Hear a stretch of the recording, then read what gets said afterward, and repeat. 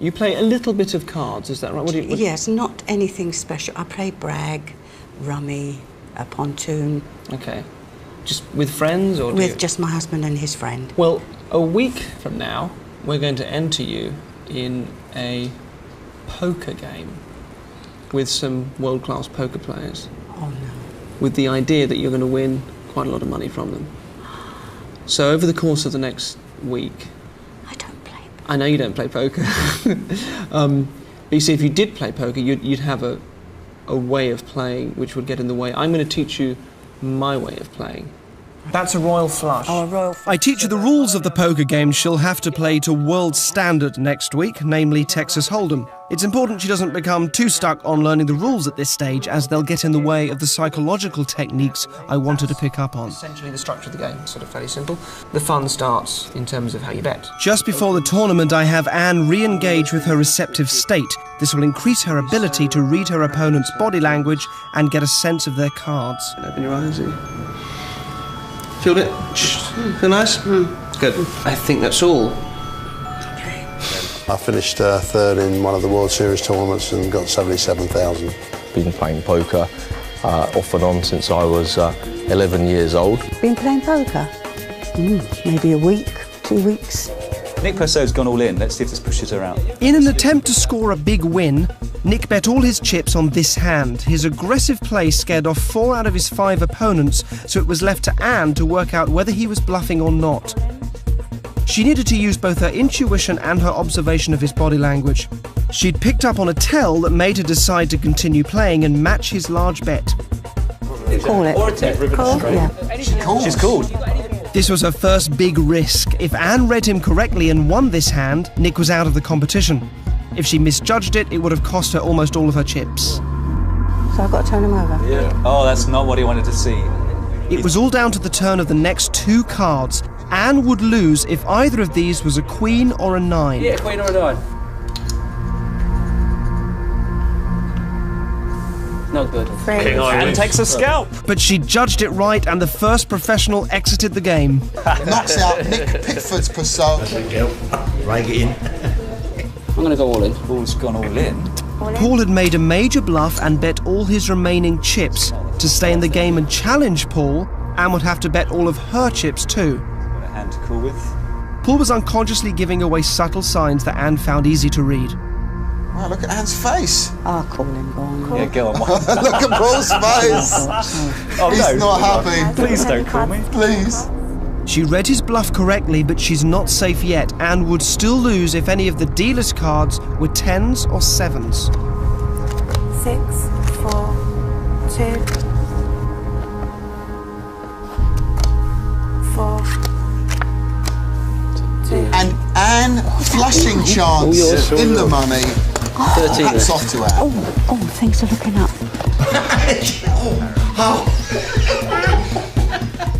With a pair of aces, Anne felt she had a stronger hand than Jeff, and she was right. The odds were massively in her favour. She decided to risk all her chips on this hand in the hope that Jeff would also do the same.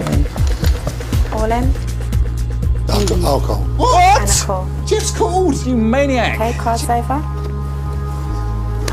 Yeah, Anne's gamble seemed to have paid off. She was in a great position to win first prize. Only a 9 would stop her.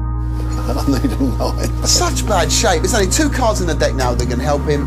He's a monster dog. Classic mistake. Poor Anne. Anne had played the hand perfectly. It was just a lucky turn of the card that made Jeff the winner and Anne come in second. And that's it. Ah, well. There are 3 things I noticed about being 33. Failing memory, hair loss, and failing memory.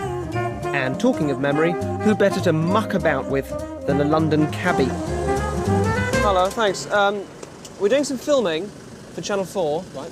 Can we get in and bring the cameras? It's right, we need to rig a couple of things up, but... Is that all right? Yeah, of course. Go to the London Eye. Can you take us around? Yeah. Yeah, sure. Is that all right? Thank you. London Eye. Nice, it's good of you, thank you. It's been such a stupid day. I had this little toy car with this wheel on it and lost the wheel and was just looking everywhere for this thing, looking everywhere for this stupid little wheel and couldn't find it. It was like right under my nose all the time. You know, you forget like a name or a tune or something like that.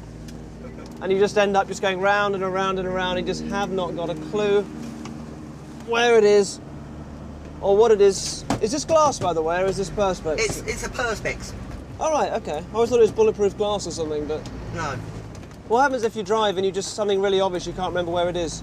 On a very rare occasion, Yeah. you, a bit like now really, you kind of like sort of like have to hold your hands up and ask where it is you want to go, because London Eye. The London Eye. It's a big wheel thing, isn't it? Yeah.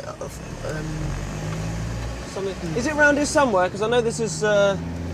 It's near. It's near. It's near what? Is it near Waterloo Station? Something like that. I don't know, to be honest. It's that big It's somewhere Ferris around- wheel thing. Isn't Yeah, it? that's right. It's just on the Thames somewhere, isn't it? The big river.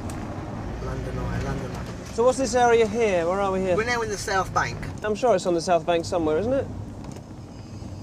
I don't really know. You know London a lot better than I do. I'm not really sure.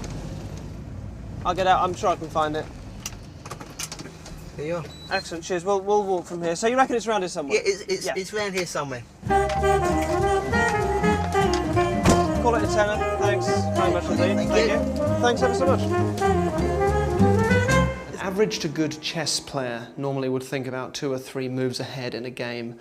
A chess grandmaster can think anything up to 20 moves ahead. In the next room, I've got 9 of the country's top chess players. Some of them are rising stars on the circuit. There's some international masters in there, and not 1 but 4 world-rated grandmasters. I'm going to play chess with them all simultaneously. My chess is very good, obviously nowhere near as good as your standards, but I've spent a year planning this. And during that time I've been reading transcripts and been trying to familiarise myself with your games. Okay, I'm going to give this, what's your name? Graham Lee. Graham. I'm going to ask you just to hang on to that for a second. Have you got an inside pocket you could put that in? That would be superb. And hang on to that. I'll ask you for that at the end. Terrific, thank you. I'm going to ask you all to take a seat there. Now, your names are on the tables, so please find your place. Off you go. Thank you very much. Thank you.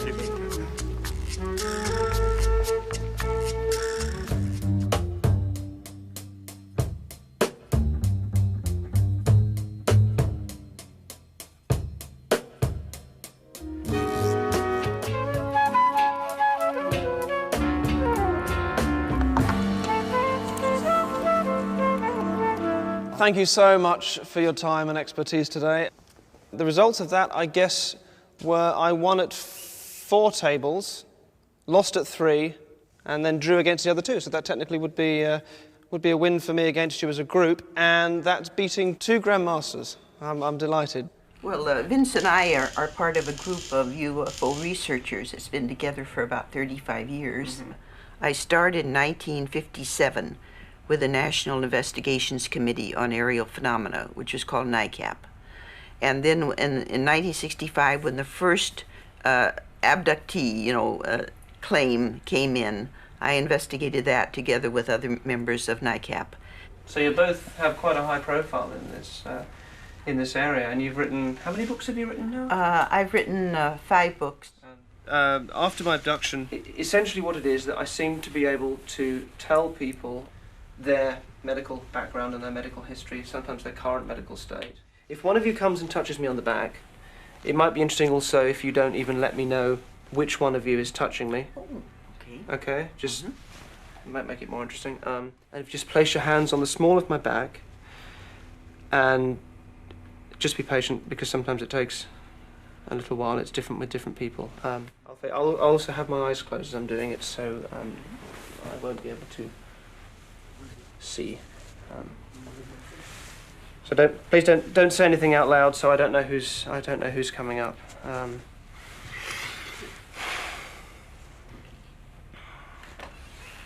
Okay, I've got my eyes closed. So.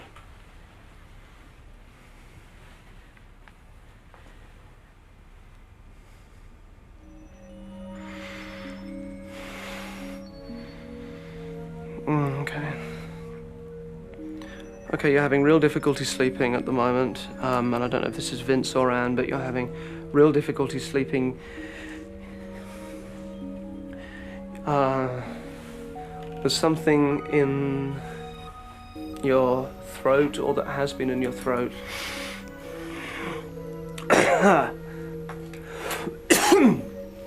a tumour or something that was in your throat.